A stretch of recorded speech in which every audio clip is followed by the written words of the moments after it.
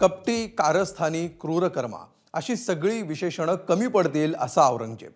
इतिहासातून बाहेर येत आता औरंगजेबानं वर्तमानात धुमाकूळ घातलाय. त्याचं कारण आहे त्याची कबर. मराठ्यांचं स्वराज्य संपवायला आलेल्या औरंगजेबाचा शेवट याच महाराष्ट्राच्या मातीत झाला आणि त्याची कबर देखील याच महाराष्ट्रामध्ये बांधण्यात आली.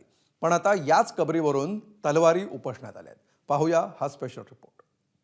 औरंगजेबाची ती कबर आम्ही पुढील काळात सरकारला सांगून त्या दिवशी त्या कबरीवर कारसेवा करू. त्यांची आठवण आम्हाला कशाला पाहिजे, कशासाठी पाहिजे औरंगजेब? म्हणून ती कबर काढावी. तुम्ही रावण बाजूला काढा आणि राम समजून सांगा, दुर्योधनाला बाजूला काढा आणि महाभारत समजून सांगा. अयोध्येतल्या बाबरी मशिदीमुळं देशाचं राजकारण अनेक वर्ष तापत राहिलं. आता महाराष्ट्रात औरंगजेबाच्या कबरीवरून राजकारण पेटलंय. छत्रपती संभाजी महाराजांची क्रूरपणे हत्या करणाऱ्या क्रूरकर्मा औरंगजेबाची खुलताबादमधली कबर हटवण्याच्या मागणीला जोर चढलाय. कबर हटवली नाही तर महाराष्ट्रात बाबरीची पुनरावृत्ती करण्याचा इशाराच विश्व हिंदू परिषद आणि बजरंग दलानं दिलाय.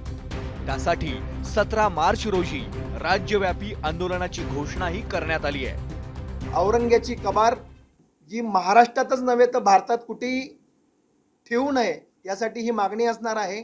या मागणीत आम्ही विनंती करतोय सरकारला की त्यांनी पुढील काळात शासनाच्या नियमात असून केंद्र सरकारच्या चर्चेतून ही कबर नियमानुसार काढावी. सरकारने जर काही अपेक्षित कार्य केलं नाही तर विश्व हिंदू परिषद बजरंग दलाच्या मार्फत औरंगजेबाची ती कबर आम्ही पुढील काळात सरकारला सांगून त्या ठरवून त्या दिवशी त्या कबरीवर कारसेवा करू.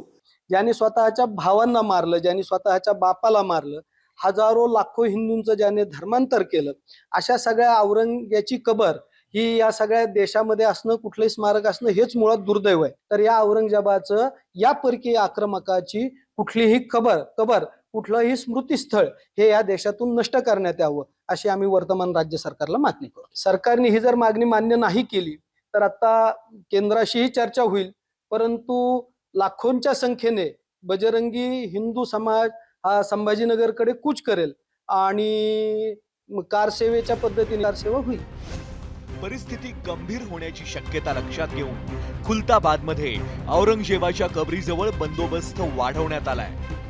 गेल्या काही दिवसांपासून कबर काढून टाकावी अशा प्रकारच्या काही लोकांची मागणी सातत्यानं समोर येत आहे आणि त्यामुळेच कुठलाही अनुचित प्रकार घडू नये किंवा कायदा सुव्यवस्थेचा प्रश्न निर्माण होऊ नये म्हणून पोलीस प्रशासनानं दक्षता घेतलेली आपल्याला पाहायला मिळते. एक व्यक्ती जो औरंगजेबाची कबर पाहण्यासाठी येतोय त्याचं असं या ठिकाणी नाव लिहून घेतले जात आहे. त्याचबरोबर ते कुठून आलेले आहेत, परदेशातून आलेले आहेत तर त्यांचा पासपोर्ट या ठिकाणी घेतला जातो आहे, त्याचं लिहिलं जातं आहे. त्याचबरोबर त्यांच्या बॅग असतील, मोबाईल असेल, हा कुठलाही अलाउ केला जात नाही आहे.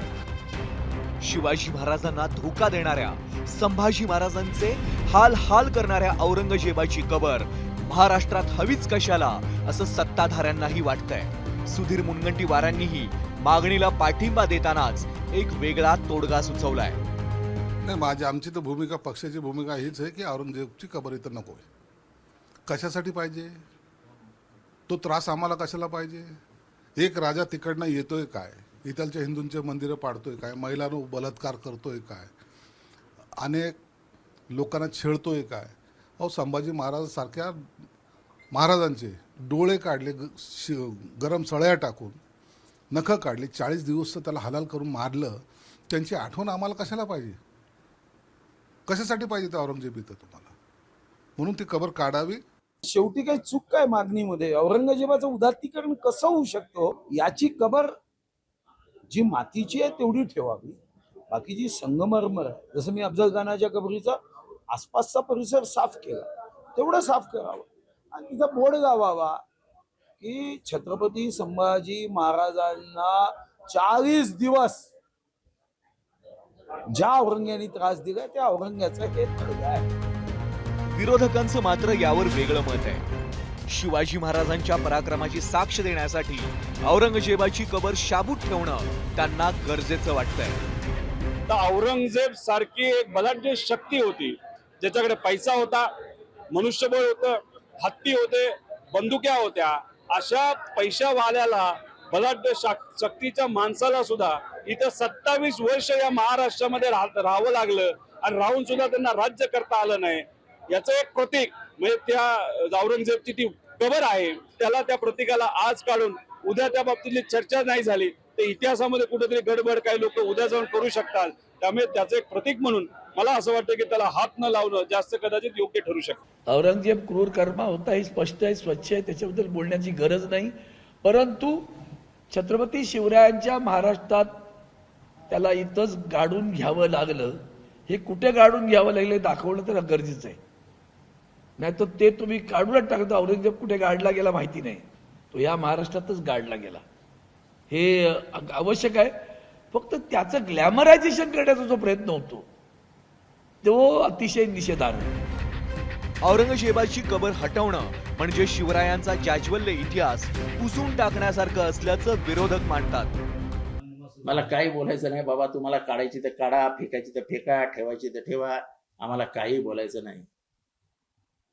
तुम्ही असं म्हणाल की हिटलरचं नाव पुसून दुसरं महायुद्ध आम्हाला समजून सांगा, तर मग हिटलरला एक बाजूला काढा आणि दुसरं महायुद्ध समजून सांगा.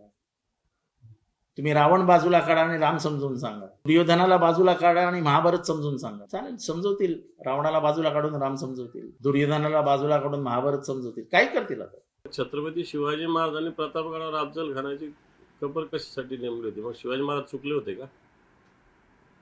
इतिहास तर राहायलाच पाहिजे ना. या अफजल खानाचा इथंच कोथळा काढला आणि त्याला इथंच गाडला, सांगता आलं पाहिजे ना. या औरंगजेब इथं या महाराष्ट्र लुटायला आलो होतं पण त्याला इथंच गाडलं, या रत्नापूरला खुलतारला, हे सांगता आलं पाहिजे ना. मला वाटतं इतिहास संपवण्याचं एक षडयंत्र या सगळ्या माध्यमातून रचलं जातं. जी काही कुठे काही कबर विभार असेलही तर ती क्रूर म्हणूनच त्या ठिकाणी आहे. त्यामुळे तो काही वीरत्वाची ती कबर नाही आणि ती क्रूरपणाचीच कबर आहे. आणि ती कबर शिवाजी महाराजांच्या जाज्वल्य इतिहासाची साक्षी देखील एका बाजूला आहे. याचं देखील भान आपण सर्वांनी ठेवलं पाहिजे असं माझं यावरची प्रश्न. आणि राहता राहिला किल्ल्यांच्या आणि शिवाजी महाराजांचा इतिहास जतन करण्याचा विषय, तर या विषयामध्ये महाराष्ट्राचं सरकार हे निश्चित स्वरूपामध्ये कुठेतरी कमी पडलेलं आहे. पण या सगळ्या वादाचा परिणाम खुलताबादमधल्या व्यावसायिकांवर होतोय. त्यांचं काय मत आहे पाहूया. ये इलेक्शन का मुद्दा है सर, इसमें सब गरीबों का नुकसान है. पूरे कारोबार गरीबों के, इसमें कुछ भी नहीं है. बोलने वाला बैठ के इसी में बोल देता, बाद में गरीबों को परेशानी होती सर, बाकी कुछ भी नहीं. इलेक्शन का मुद्दा है, कोई खबर तो कुछ किसको मिल रहा नहीं. वो एक पब्लिक घूमने को आती टूरिस्ट पॉइंट है सर, बाकी कुछ भी नहीं है. मिला वजह इशू बनाते इसको. सारे लगता है सब अपना ये तो सब चाल है और कुछ नहीं है. ये तो बरसों पुराना है, 500-600 साल हो गए ये चीज को. अब इसको उछालने से और कुछ करने से कोई मतलब नहीं है. आम पब्लिक तो कोई जानती नहीं है ये चीज़ क्या है. सब लोग आते हैं जियारत करने, तो सब लोग आते हैं. ऐसे ही नहीं कि खाली मुसलमान आते हैं, मतलब हर जात की पब्लिक आती है. बराबर. ये अगर मुद्दा उछालते तो गलत है. औरंगजेबाच्या कबरीच्या देखभालीचा खर्च केंद्रीय पुरातत्व खातं करतं. खुलताबादमधील शेख झैनुद्दीन दर्गा ट्रस्ट देखील कबर परिसराची निगा राखतो. दर्ग्याला भेट देऊन काही जण दान देतात, ते दर्ग्याच्या देखभालीसाठी वापरण्यात येतं. छावा सिनेमात दाखवण्यात आलेला छत्रपती संभाजीराजांचा अतोनात छळ, त्यानंतर समाजवादी पक्षाचे आमदार अबू आझमींनी केलेलं औरंगजेबाचं गुणगान, त्यामुळं क्रूर कर्मा औरंगजेबाबद्दल संतापाची लाट उसळलीये.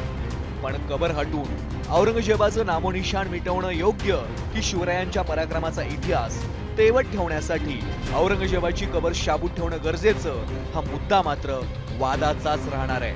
कृष्णा केंडे, एबीपी माझा, छत्रपती संभाजीनगर. एबीपी माझा, उघडा डोळे बघा नीट.